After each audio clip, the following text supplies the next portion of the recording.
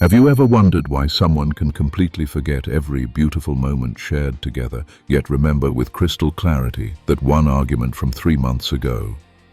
This peculiar phenomenon reveals something profound about how certain minds process relationships, and it connects directly to what psychologists call the availability heuristic.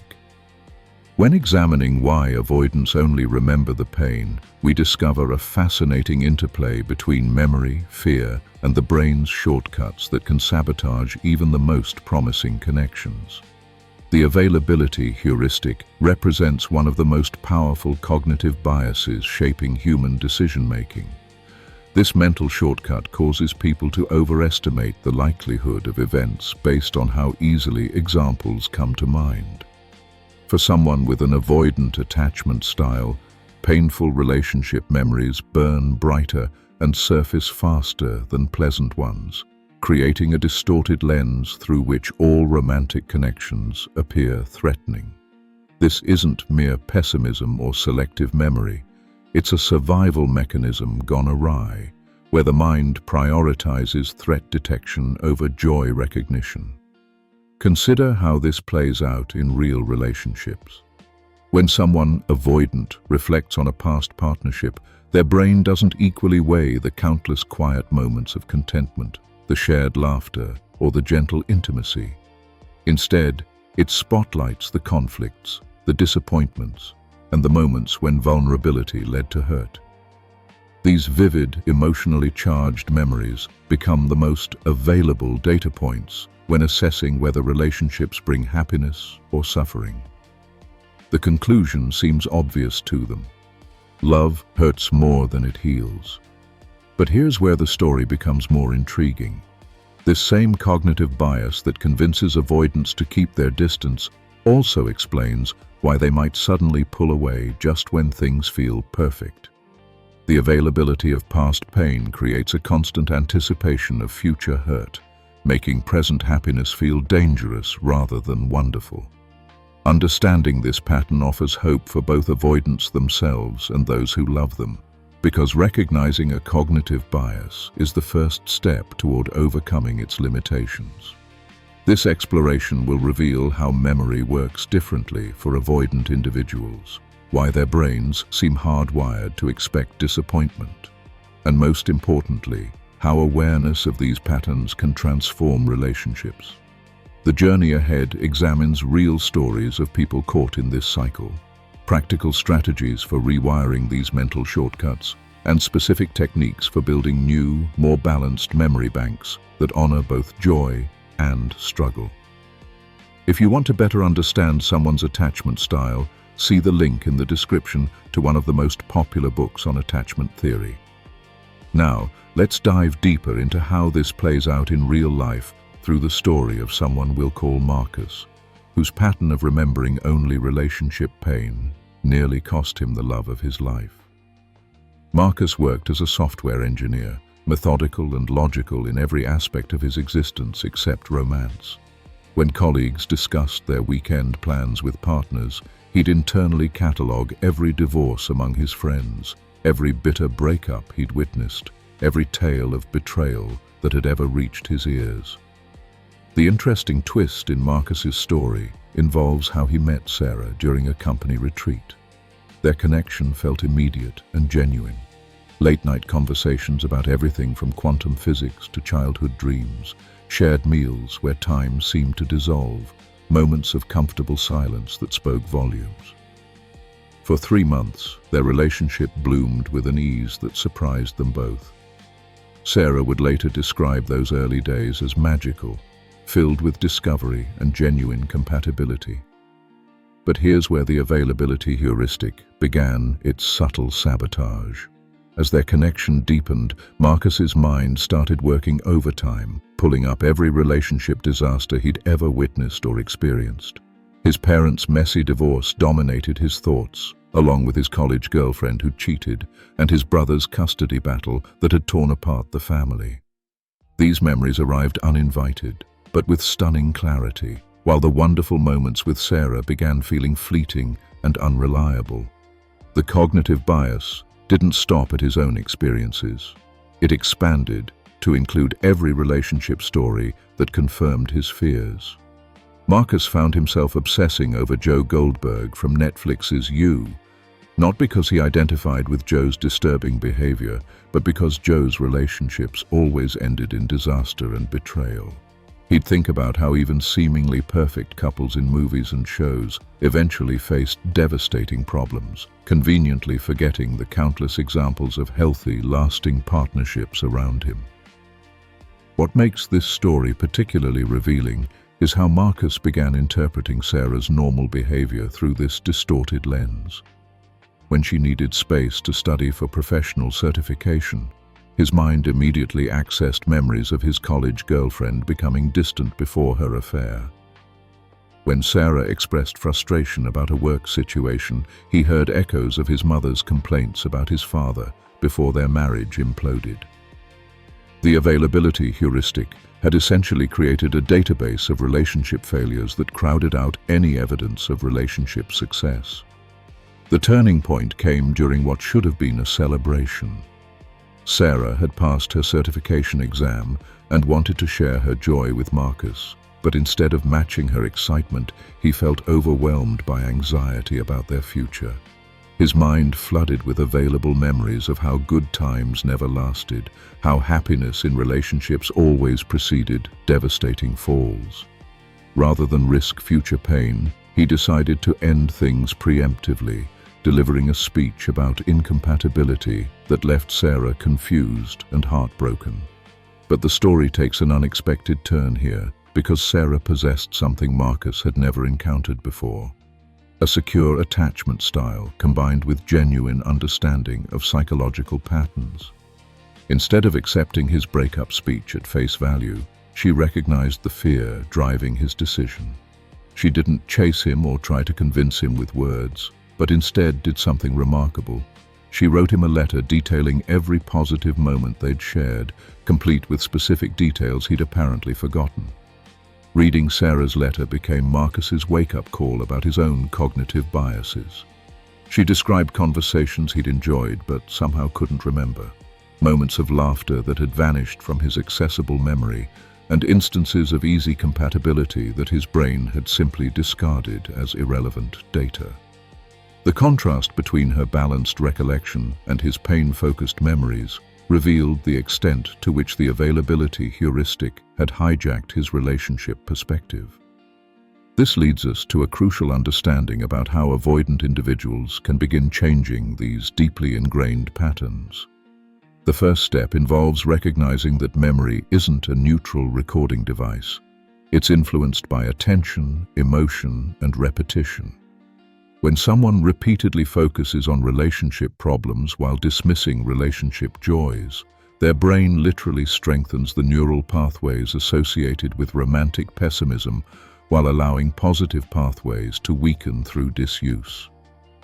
Creating change requires intentional memory work that feels awkward at first, but becomes transformative over time. This means actively seeking out and recording positive relationship experiences, not through forced gratitude exercises, but through genuine attention to moments of connection, compatibility, and joy. Think of Serena van der Woodsen from Gossip Girl. While she made plenty of relationship mistakes, she also possessed an ability to fully experience and remember beautiful moments with her partners, creating a more balanced emotional database. The practical approach involves what psychologists call availability manipulation, deliberately making positive memories more accessible by reviewing them regularly. This doesn't mean ignoring red flags or pretending problems don't exist, but rather ensuring that positive experiences receive equal mental real estate. When someone avoidant notices their mind automatically jumping to relationship disasters, they can consciously redirect attention to examples of healthy partnerships, successful conflict resolution, and genuine compatibility they've witnessed or experienced. Another powerful technique focuses on expanding the sample size of available relationship data. Avoidant individuals often have a surprisingly limited collection of relationship examples in their mental database, heavily weighted toward negative outcomes because those stories create stronger emotional impressions. actively seeking out stories of healthy relationships, reading about couples who've overcome challenges, and spending time with securely attached friends helps balance this skewed data set. The confirmation bias works hand in hand with the availability heuristic, causing avoidant individuals to notice and remember information that confirms their existing beliefs about relationships while overlooking contradictory evidence. Someone convinced that relationships always end badly will unconsciously pay more attention to breakups than anniversaries, to conflicts than resolutions, to betrayals than loyalty. Breaking this pattern requires conscious effort to notice and absorb positive relationship data with the same intensity typically reserved for negative information. Consider how Emily Cooper from Emily in Paris approaches relationships. Despite experiencing disappointments and complications, she remains open to love and maintains optimism about romantic possibilities. This isn't naive positivity, but rather a balanced approach that acknowledges both relationship challenges and relationship rewards. Avoidant individuals can learn from this perspective by practicing what therapists call both and thinking, rather than either-or thinking about relationships. The anchoring bias also plays a significant role in avoidant relationship patterns.